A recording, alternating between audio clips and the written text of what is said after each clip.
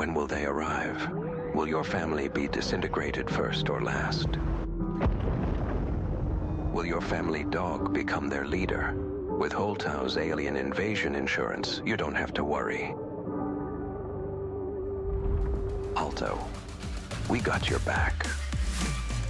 Alright, the arena is getting a little spooky around here. Happy Halloween, of course, to all of you from watching around the world. And I actually think we have some very cool changes this week, but also some big topics such as the re-releasing of some skins that we'll also discuss in this video today too. Firstly, we'll give homage to the Sledgehammer this week, as Embark have adjusted what they call the sweep attacks, starting off with the duration of the secondary attack by 25% and the width attack from 30 to 25. But it's not all doom, as they have increased the primary attack sweep width from 12 centimeters to 15 centimeters. They say that we noticed that in some cases players will be hit despite the Sledgehammer's model not passing near to them at all, which could cause a lot of confusion. And yes, this is actually amazing because it's been making me lose my mind. Just got a new Sledgehammer, guys. Swing, swing, swing, swing, swing, swing, swing, swing, swing, swing, swing, swing, swing. Yeah, and then my Sledgehammer, dude. Swing, swing, swing, swing, swing, swing. They've also fixed the anti-gravity cube bugs, which means that the goo plane has landed maybe forever. Yeah, this is insane. This is actually, oh wait, and that, okay, well. It kind of worked out. Well, they all, okay, well, yeah.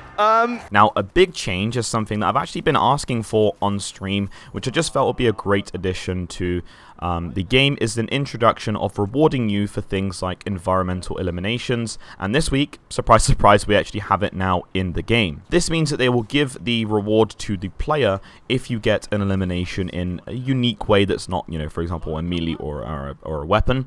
If it was to, let's say, dropping the floor below, so the player falls and they coin, or something, for example, like that. But I'll be the first to admit that this stuff that they can track here is really impressive at this depth. So I think this is some really good work. And I'll just go down the list and show you examples of ways that it will be displayed when you eliminate someone. And this is kind of showing us that Embark is literally tracking everything in this game. And they probably have some insane data that nerdy me would love to be able to look through. However, we'll go into game and show the examples. So first of all is removing a floor from underneath a player. Next is blocking a player with goo, so for example they fall out of the arena. Next is destroying zip lines carrying a player. Firing a player out of the arena with a jump pad. Lifting a player out with the anti-gravity cube.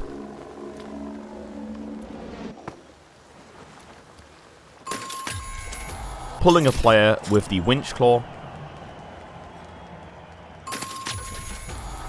Charge and slamming them off the map.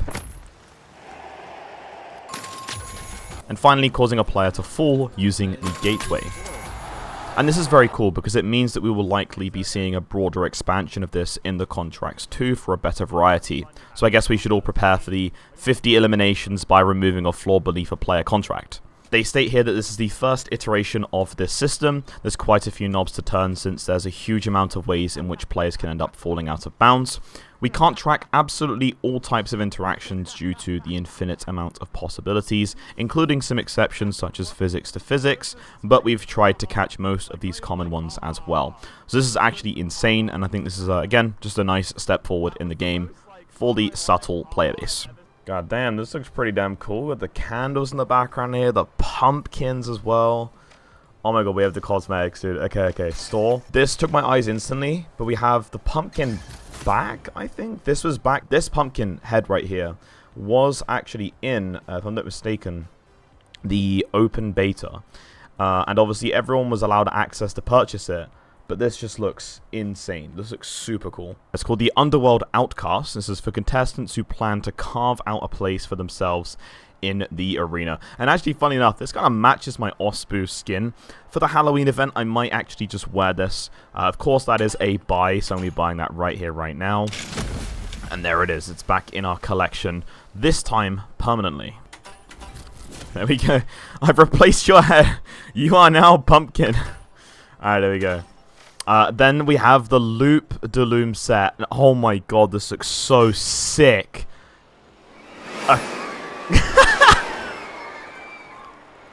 Okay.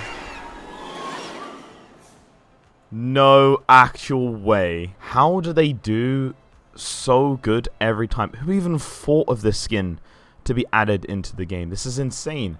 So that's the overall skin. I'm guessing that's the inspect animation. We have the popcorn here as well. Popcorn, Paw Perform. Yeah, I was going to make that joke, but they did it for me. Goes well with an Osboo's produce, yes. And also we have Carnival. I'm sorry, chat, this skin is... It's too good. It's too good. I don't know what these... I don't know who's on it. We'll have to pause I don't think there's anything... I don't think there's anyone on it. It's just a Carnival ride at all. But still, this is super sick.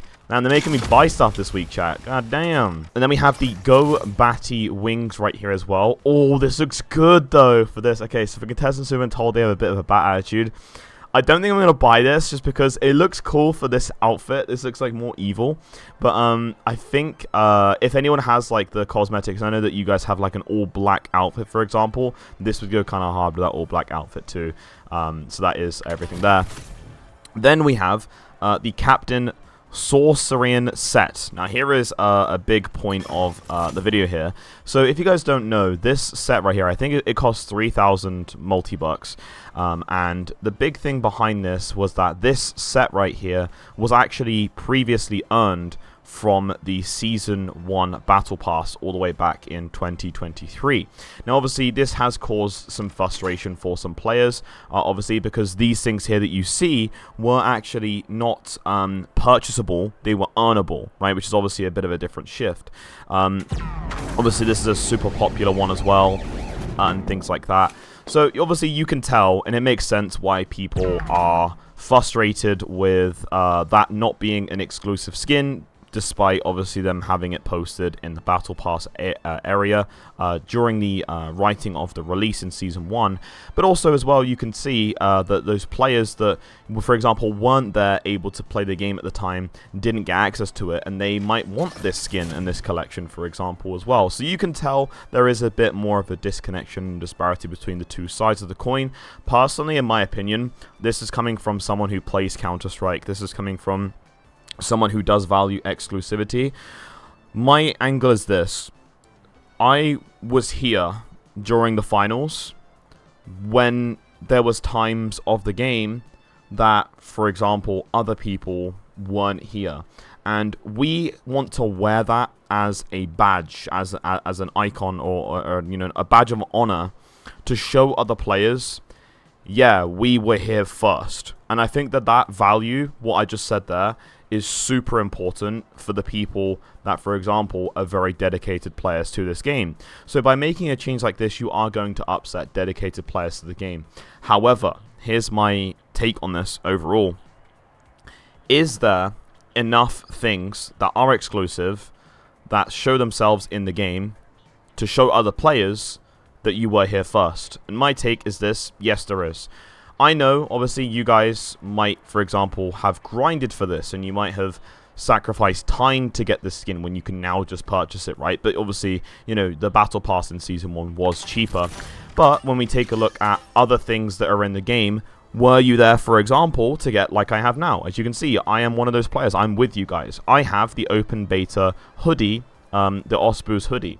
Now, that is obviously pretty rare in some sense, right? Because I was here in the open beta. I'm showing that I was here in the open beta. And Embark do recognize the value of that stuff. It just depends on how deep Embark want to go with it, because obviously they're not going to be re-releasing, to my understanding, for example, like the Diamond M11 skin, right? The Diamond M11 skin was a skin that was in the closed beta. This is one of the rarest, oldest skins in the game that I was there for, and I did grind to collect. But then again, you have skins that might have been in the Battle Pass that people don't get, that they want nowadays. I think this one, for example, as well, right? The Kinraid Wear, for example, right? This was a Season 3 Battle Pass skin, right? And, for example, players that weren't here for Season 3 might want this skin, so Embark obviously know that they can make money by selling this skin because it's healthier for the game.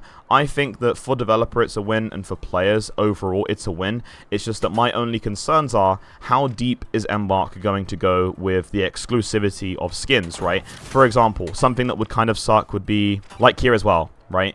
If they released, like, this is a closed beta chick, limited edition attire, lifelong bragging rights, right? This specifically says limited edition, right? So, you know, as long as Embark don't go that in-depth, right? Again, you can see here, limited edition outfit, lifelong bragging rights. Overall, I think that Embark are fine on re-releasing Battle Pass stuff.